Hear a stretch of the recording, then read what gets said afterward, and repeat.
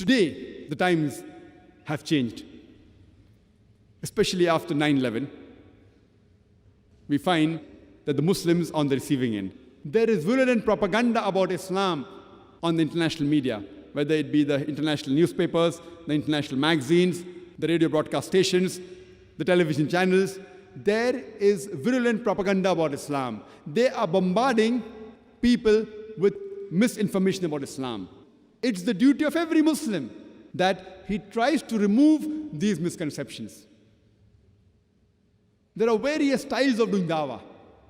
The most commonly used is that you speak 1,000 good things about Islam to a non-Muslim. Even if you speak 1,000 good points about Islam to a non-Muslim, and even if he agrees with those 1,000 points, yet at the back of his mind he'll think, you are the same Muslim who's a terrorist. You are a fundamentalist. You are the same Muslim who marry more than one woman.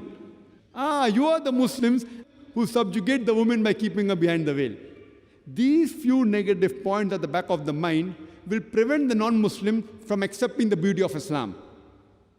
What I personally prefer, that whenever I meet a non-Muslim, I ask him upfront, what do you feel is wrong with Islam? With your limited knowledge, whether right or wrong, what do you feel is wrong with Islam? And I make him comfortable. You can ask any question on Islam, you can criticize Islam, you can attack Islam. I will try my level best to reply.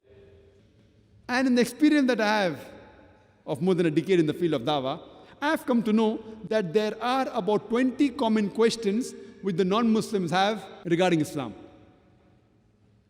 And when they ask you 3 or 4 questions, invariably it falls amongst these 20 common questions.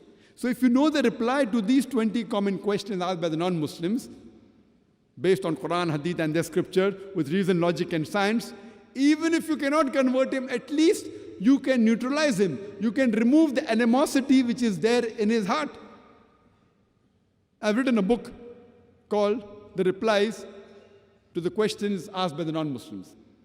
And these questions arise depending upon how the media portrays Islam. And today, the number one question is regarding the Islamic word jihad. It was number 5 on the list previously. After 9/11, it became top of the charts. The others have come behind, but it's yet there.